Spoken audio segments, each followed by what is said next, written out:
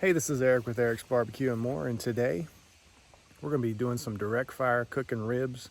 We've got 10 racks for a party we're doing, and we're going to be cooking them on not one, but two Char-Grillers. Stay tuned.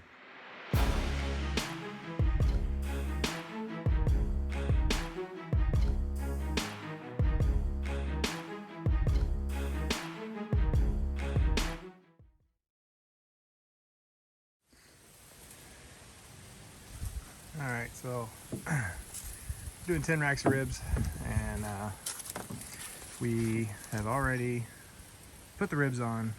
I didn't film that. I've got other videos showing how to prep pork ribs.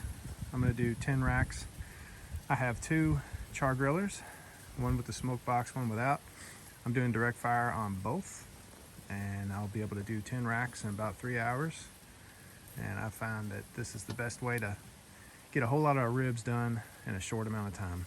So we're about to turn them the very first time, and I will come back when we do.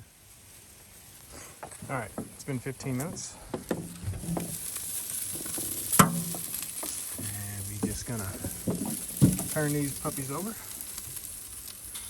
And we're gonna use our pond scum. I'll link to the other videos showing how to make that.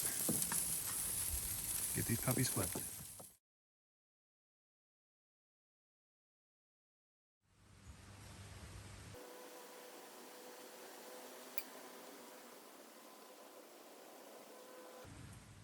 Let me just introduce the channel to my two little Char-Grillers. These guys sit over here on my, what we call the man deck. This is the man deck. It originally was a shed, and a big old tree fell on it. And the base was treated 2x, so I decided to make a deck out of it. And we made it a nice little seating area deck, and it kind of overlooks the lake. Give you a little perspective. Up there is where I usually do all my smoking videos, on that deck. And this is the man deck. So this is just your stock Char-Griller. I believe it was $99 originally when I paid it. When I bought it, it is a standard, just a direct fire grill, great for burgers and of course ribs. This is my little $50 Craigslist special. Bought this, had the smoke box on it. This was the smoker that I learned to do a lot of my smoking on. I've done a turkey on here. I've got a video. My first turkey video was shot on this grill smoker. Primarily on this one I use a firebox, but now that I've got the old Country Pecos, I use this more for direct grilling. But as you can see, some of my mods, I added temperature gauges at the grate level, and I added some angle iron around the outside, and there was originally a bunch of that felt gasket material to try to keep this thing as sealed up as possible. But if you're a beginner at smoking, or you want to just get into it, excellent little grill. Made many a cook on this sucker, and it held up well.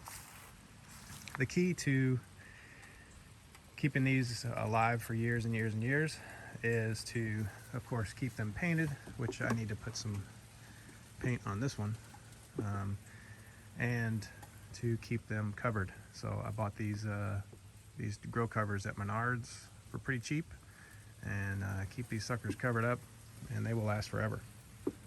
So just a little grill talk. All right, so we are about 20 minutes, 30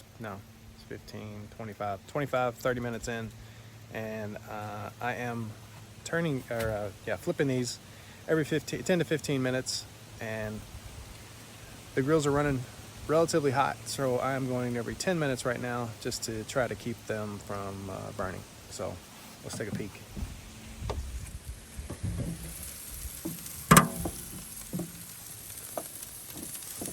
Looking good. That's the Char-Griller stock and the modified. Modified's not going as hot, but as you can see, everything is looking good. Let's put some pond scum on them, give them a turn.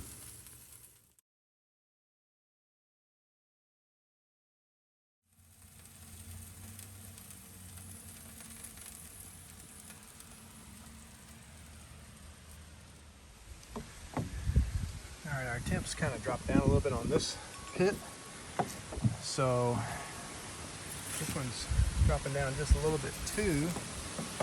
So I have started a chimney of coals, and they are coming along nicely.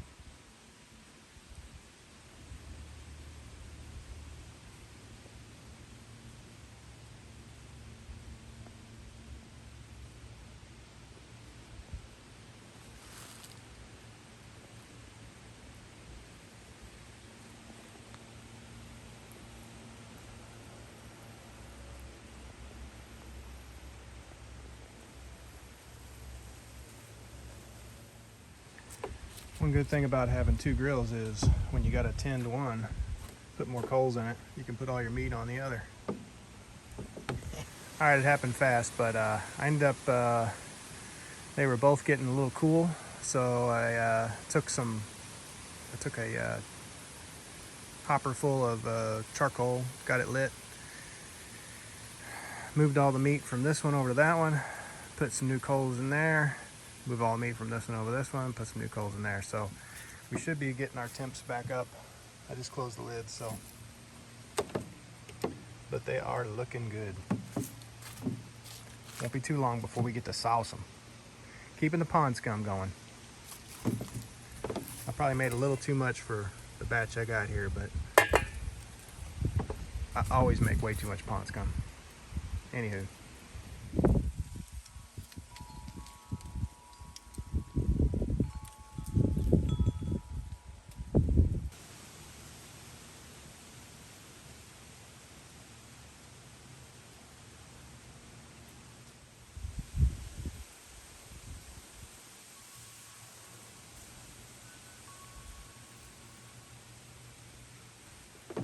Alright, as you can see, our temps have come up on these guys. A little hotter on the left. Beautiful day today.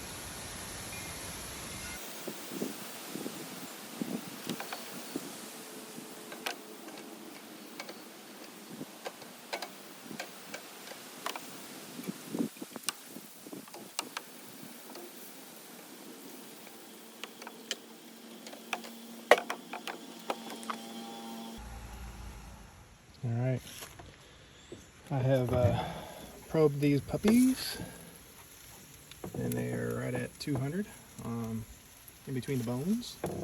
So now we got to do our mop.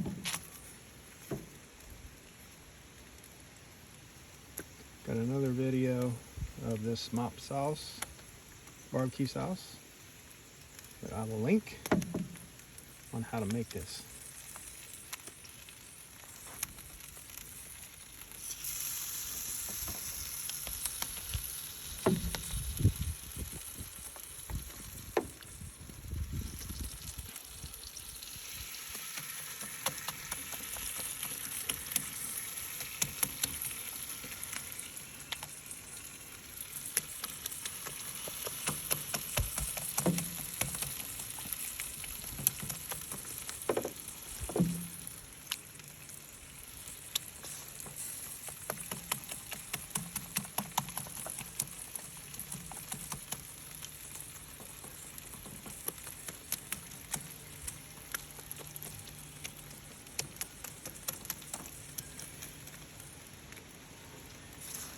I'm going to flip these over.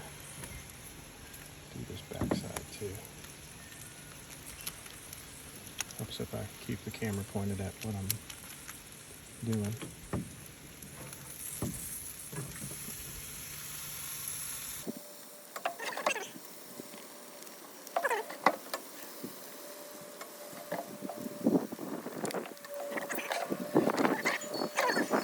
These would be bite-through, beautiful ribs. Look at them puppies.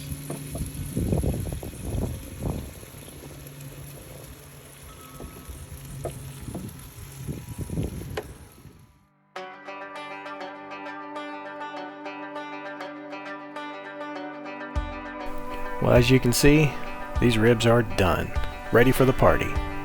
So what we like to do, and something my father-in-law taught me, was to line a igloo cooler up with aluminum foil, close up the cooler, pack it nice. It will be steaming hot when you get to the party and ready to slice. So we'll pull them out of the cooler, get them on the cutting board, and slice them up. So as you can see by this video, direct fire cooking, you can produce quite a few ribs in a short amount of time. Smoked ribs takes longer. I really don't have a preference as far as taste. I like them both. They are different, and I recommend that you try this method as well as smoking.